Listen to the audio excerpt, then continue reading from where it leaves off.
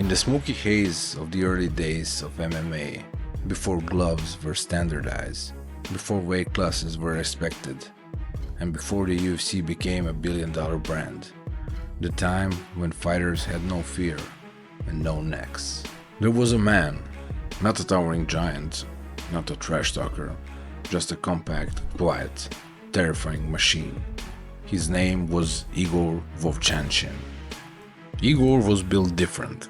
He looked like a freaking refrigerator with arms. He looked more like a Romanian car salesman than an actual fighter. But bro was a demon. He is the closest thing we ever got to the real-life Wolverine. The difference here was that only Igor's balls were made from adamantium. He destroyed guys double his size. He still remained one of the most feared fighters to ever enter the ring or cage. He was there to eat borscht and kick ass. And he was all out of borscht. Get it? Cause Ukrainians eat borscht and not bubblegums? It's a clever joke. Well, fuck you guys, like you're all comedians and shit. Just watch Igor beating crap out of the guys until I calm down.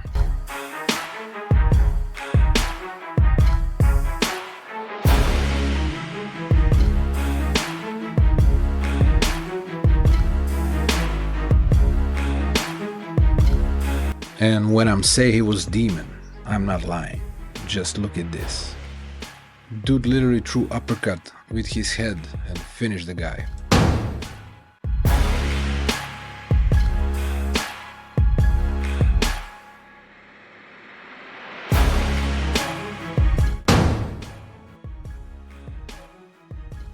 Vovchanchyn was not your typical heavyweight like the horse meat eating monsters of that era, or even nowadays.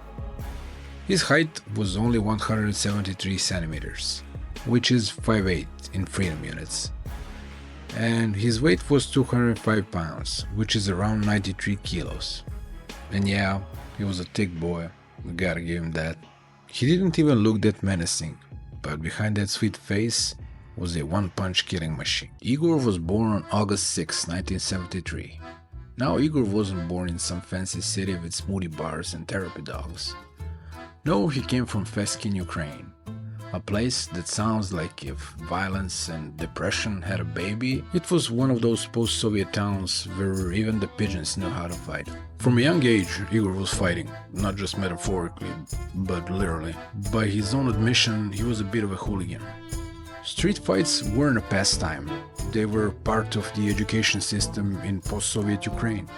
Yet, despite his rebellious streak, Igor was a natural athlete. He competed in soccer, track and field, shot put, and discus throw. He was stocky, explosive, and gifted with immense power.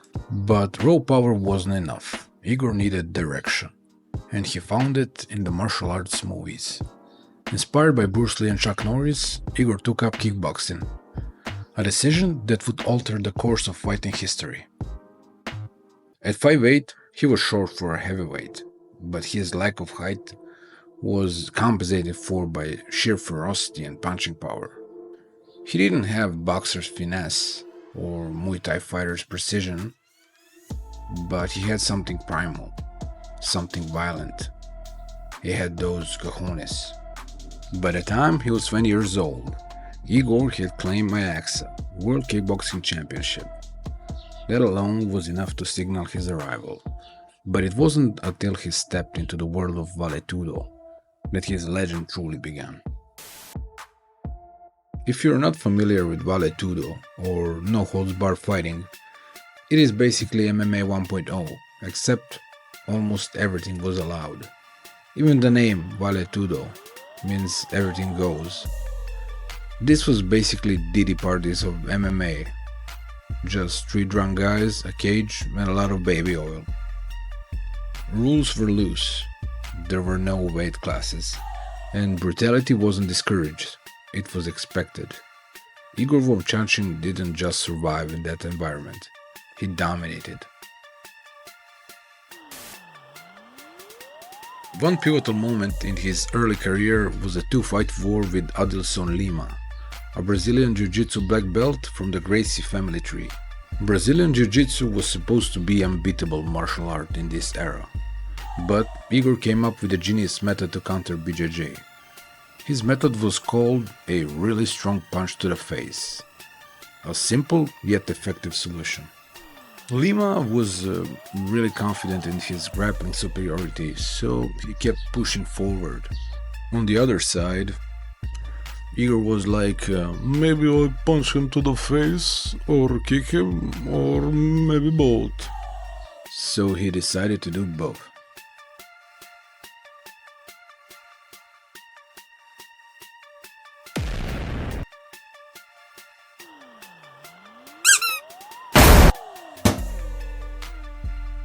And just like that, the fight was over. Well, at least it seemed like it was. Just a pure display of aggression. If you watch closely, you'll see that Igor actually wanted to stop fighting after that devastating soccer kick. But judge just Ivan Drago that shit. If he dies, he dies. So Igor had to finish him with that awkward punch and 2 more soccer kicks. Upson Gracie could be upset all he wants. Vovchanchyn in there for the fight of his life. He fought a beautiful fight. When the fighter tried to close the distance, he put his head down, did not let him get his body on him.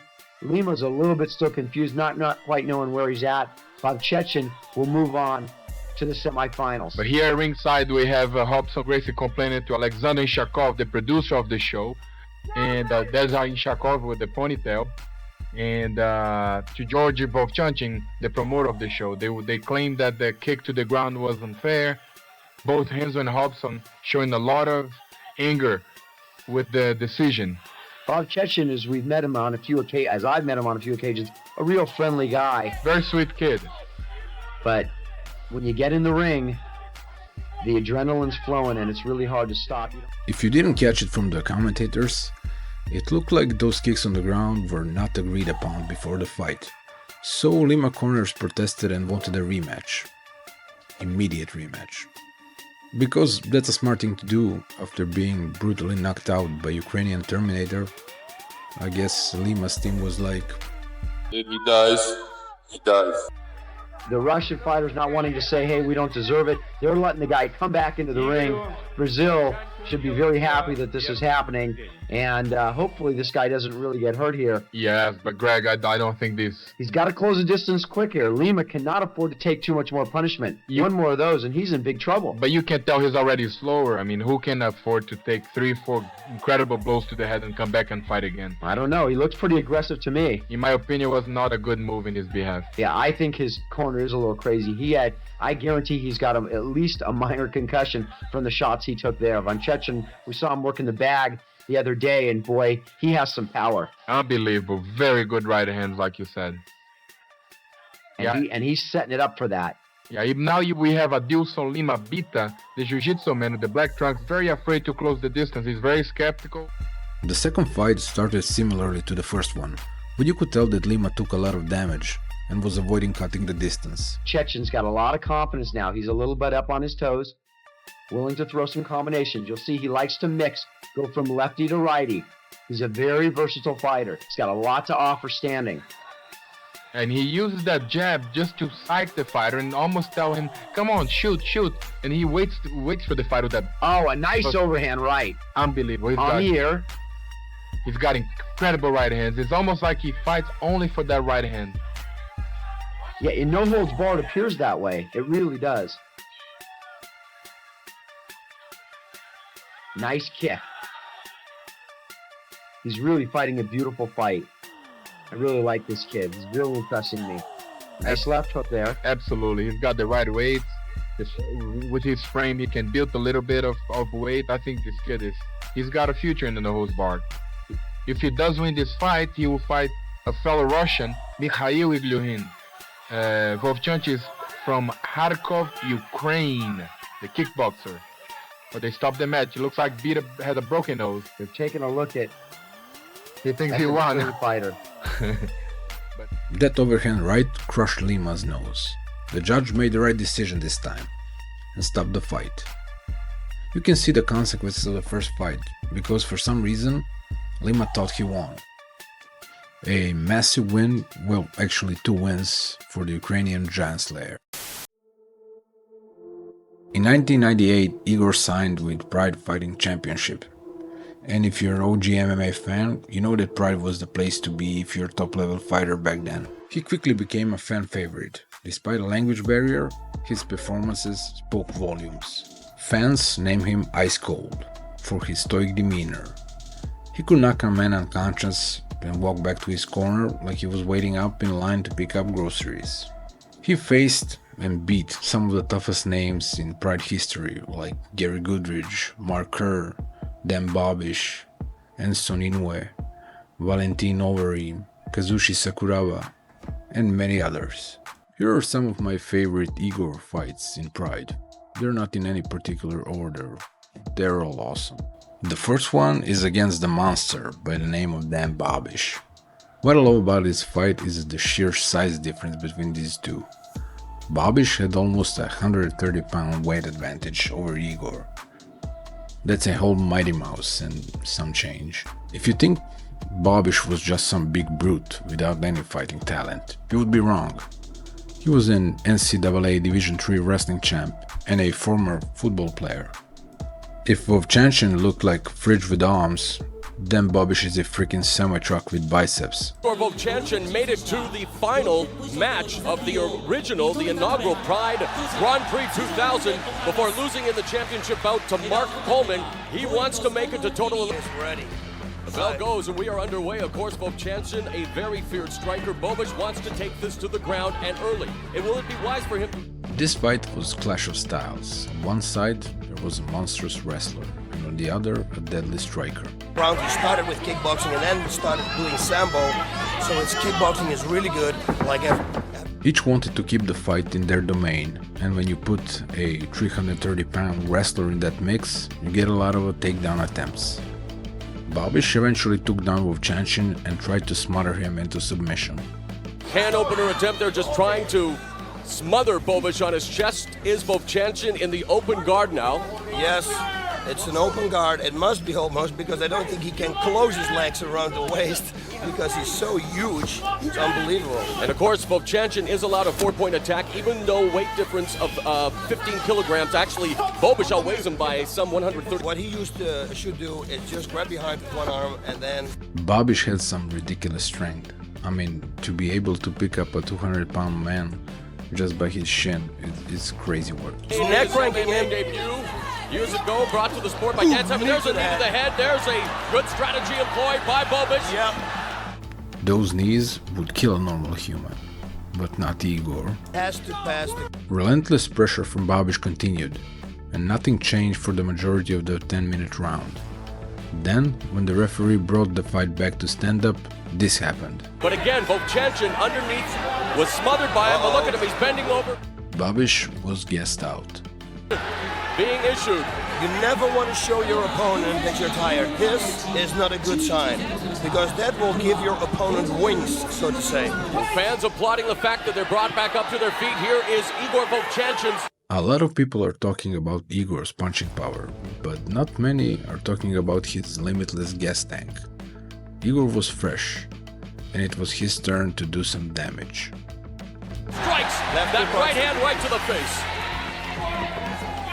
Left hook there, Bob's left hook right Nice straight again, and a combination. kick, whoop, and he's attacking the body like you see the side of the liver, because he sees that Bob's is tired, and that's what you want to attack, the solar plexus and the liver. Those are the weak points. There's Nice a shot. Nice takedown defense, a good sprawl by Vovchanchyn. Into a guillotine position, perhaps no tending night now to just rain down the right hands. Bobish looking to bully his way. Oh, a knee right up the middle, legs point side. He catches the single leg, does Bobish, and he falls back. Exhausted Bobish got another takedown, and this is pretty much how the first round ended. Wow, round number 2. Yeah, Bobish is going to be... It's conditioning now. Of course, Vovchanchyn will want to turn it up a notch. The second round was a different game. Igor was fresh and cool as a cucumber, while Dan the Bull Bobish was gasping for air. With that looping wild right hand. Yeah, but it takes a lot of energy out of you, and you have 2 more 5-minute rounds to go, so... with somebody who's been in the ring for like 20 times. It looks Who like has experience, you know. Yeah, you're right, boss. It looks like Vovchanchyn wants to draw Bobic in, and he's okay with the counterattack. Another great sprawl there. Even the takedowns didn't work anymore. The beast was tired. It was time to activate Giant Slayer mode. Slow up, no I don't take shit. I got no love for the fakeness. If you wanna play tough, don't wanna hate this, I'll always show up. I don't ever slow up, no I don't take shit. I got no love for the fakeness. If you wanna play tough and wanna hate this, I'll always show up and make a statement. I don't ever slow up, no I don't take shit. I got no love for the fakeness. If you wanna play tough and wanna hate this, I'll always show up and make a statement. Everything I do so instinctive and so passionate. Every word I move so descriptive like an adjective. I got a vendetta against people who patented being negative when you should be getting after it. I got facts over tracks, this and that, spitting slow, spitting fast. I could roast, I could gas, think I'm okay at last, but I don't know if that can erase all the past. And the pettiness, a reflection of the emptiness. Hilarious, you think you're worth my time, you're delirious. Mysterious, because you hide behind a fake exterior. Inferior, you know I'll always be a bit superior. Get off of me. Bobic couldn't handle the pressure anymore. He verbally tapped out. Igor won. At Pride FC Inferno, Vovchanchyn, the first participant to officially be entered in Total Elimination 2004, which will get underway April 25th at 1 minute and 45 seconds of the second round. Igor didn't always fight the monsters with a 100-pound weight advantage. Sometimes he fought guys his size. On November 21st, 1999, he faced Francisco Bueno. Well, just take a look how that went.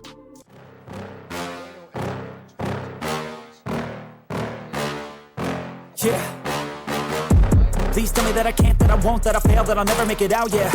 Please tell me all the bad, never good, fill my head full of every single doubt, yeah. Please say any negative thoughts, I pop off when I hear people say I cannot. I get off to the thought of proving everyone wrong, I won't stop to the top, so you better back off and get lost. I'ma stay loud, stay proud, never running out, never heading south. I'll be spreading out, call it word of mouth, can't put me down, I'll be getting loud. You can have it douse, not what I'm about. Complete and utter destruction. One of the craziest knockouts in Pride history. Who was that Brazilian guy that he knocked out cold? Francisco Bueno. Yeah. Dude, that's probably still up there. Francisco Bueno. Find that. Look at that. Boom. Oh my God. Show that again. Boom. Boom, boom. One of the craziest fights I ever watched was a slugfest between Igor and Enson Inoue. It looked like the clash of the two James Bond villains. You were talking to him about wearing gi pants.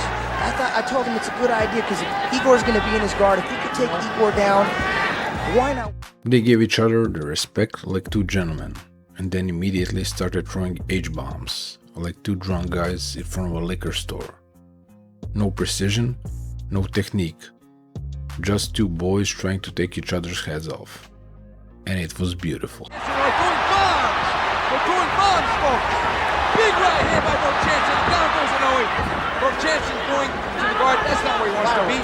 Fireworks. Vovchanchyn trying to pass the guard, he's almost in a reverse triangle. Trying to get out, he's got his back. Vovchanchyn on top, this is a war, folks! Half mount by Vovchanchyn. Igor got the full guard position, and then the whole lot of trouble for Enson started. Vovchanchyn sitting up high, much like Sakuraba did against Royce Gracie. Enson needs to hold his head down. In order to get that armbar, he needs to break his posture. Enson doing great, sir. Enson going up high with the legs, going to go with a triangle.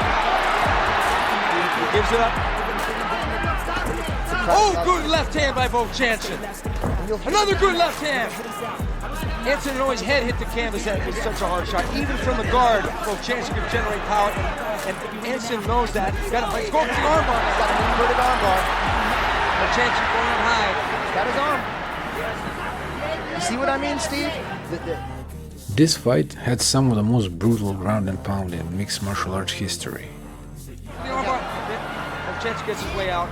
Vovchanchyn with the loose guard may want to think about trying to stand up, especially when he's not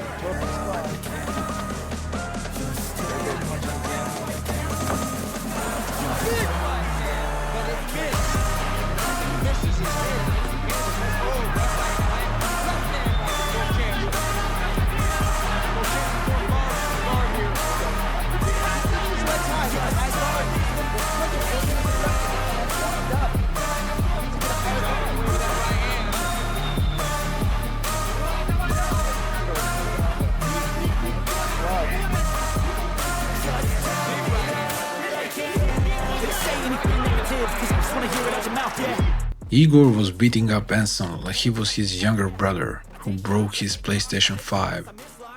And mom was not there to break up the fight, because she was working overtime to pay for that PlayStation 5. In a good position to avoid the submission at this point. Looks like Anson's getting a little rocked Left here. hand, right hand by Vovchanchyn, over and over. Anson's taking some shots, but he said he was okay to the referee.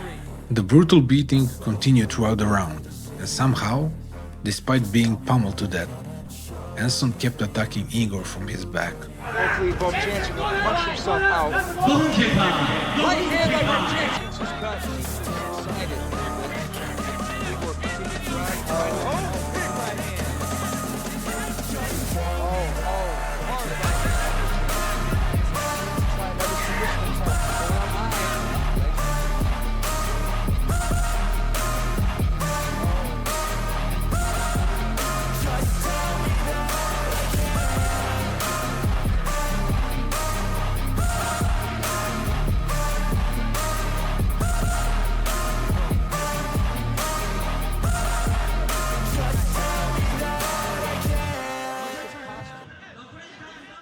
Vovchanchyn finally managed to get a full mount position at the last minute of round 1, and then the carpet bombing started. Get out, yeah. Please tell me all the bad, never good. Fill my head full of every single doubt, yeah. Please say any negative thoughts. I pop off when I hear people say I cannot. I get off to the thought of proving everyone wrong. I won't stop to the top, so you better back off and get lost. I'ma stay loud, stay proud. Never running out, never heading south. I'll be spreading out, call it word of mouth. Can't put me down, I'll be getting loud. You can have your doubts, not what I'm about. Have your cloud, it be raining now. I keep making sound, go another round. I'm legend bound, can't stop me now. Slow burn like a machine. Just tell me that I can show you things that you couldn't believe. Just tell me that I can. Just tell me that I can. By some miracle, or just the sheer size of his balls, Anson survived the round. A true samurai warrior. Being cut himself. Anson's still on the mat. Doesn't look like he even wants to get up. It looks like they may call this fight. This fight may be over. Anson can't even get up on his own. This fight may be over. It's over. It's over. There's no way. He can't even make it back to his corner. He can't even stand up. Anson had to be dragged back in his corner. But he had to be dragged to his corner. His mind wanted to fight, but his body said hell no. The fight was over. I take shots, I take loss, I make shots, I miss lots. I tell you get big box, you get yachts, you swing lots and pop off a big shot. I ain't done chasing, got big dreams, bigger things, impatient. Who's at the top think they need replacement? Who's at the top think I'm gonna erase them? Face it, I don't give up quick, I don't give up, I won't give up this. Cause I know that I want it, know that I'm on it, I'll make it, I promise. Numbers don't lie. Igor has an impressive MMA record, consisting of 56 wins, 10 losses, 1 no contest, with a stunning 41 knockouts. He also has the longest unbeaten streak in MMA history, with 40 fights. Yep, you heard it right. It is important to remember that this was against heavyweights, who often outweighed him by 30 to 60 pounds, and sometimes even more than 100. The prototype pressure fighter. Igor wasn't technical in the modern sense. He didn't check leg kicks, work the jab, or feint often. But what he had was killer casting punches, something that he picked up from combat sambo days. Brutal, wide punches thrown like a hammer swing. Those would crush opponent's jaws, and not rarely Igor's hands. Sprawl and brawl. His takedown defense was top-notch. He wasn't going down easy. Ground and pound. Once on top, he'd rain down punches with frightening speed. Combine that with his limitless gas tank, he was a nightmare for his opponents. Pressure. So much pressure. He walked down giants like a terminator. Once he started, there was no way to stop him. The only way out was stepping out or getting knocked out. He essentially created the blueprint for their modern power pressure fighter. a style we would later see perfected by fighters like Fedor and Wanderlei Silva. Retirement and legacy. In 2005, at only 32 years old, Igor quietly retired from MMA. Years of fighting without gloves, absorbing punishment, and breaking his hands repeatedly had taken their toll. Unlike many fighters, Igor stayed retired. He didn't return for paydays, and he didn't tarnish his record with comeback losses. He faded into life in Kharkiv, Ukraine, where he opened a gym and shared his knowledge with future generations. He never chased fame, that's not the Igor way. And at 51 years old, he is too young to be called out by Jake Paul. Just kidding. We'll owe Jake now for helping our boy Ben Askren. He can call out whoever he wants. Pop culture resurrection. Although we'll never see Igor fight again, in 2025, a new generation will be introduced to Igor Vovchanchyn, this time on the big screen, in the movie by the name The Smashing Machine, biopic about American MMA legend Mark Kerr. If you're an OG MMA fan, you know about Mark and Igor's two-fight war. Igor was victorious in both fights. In the first one, he TKO'd Kerr with brutal knees, but that fight was later declared a no contest. In the second one, Igor won via decision. Mark will be portrayed by an actor and WWE star Dwayne "The Rock" Johnson, while Vovchanchyn will be played by his fellow countryman and boxing champion Alexander Usyk. Igor Vovchanchyn isn't just a forgotten name in MMA history, he's a foundational stone. He represents an era when heart mattered more than hype, when skills came second to sheer will, the time when fighters weren't influencers, the time when they were destroyers. He didn't need a camera crew. He didn't need a microphone. He had his fists, and they did the talking. He wasn't just another brawler. He was the brawler. That would be it, guys. Thank you for watching. If you liked the video, please give it a thumbs up and subscribe if you want to. It would mean a lot to me. If you didn't like it, comment and tell me what could be done better. And if you had a bad day, you can also tell me in the comments that I suck ass. Have a nice day and stay awesome.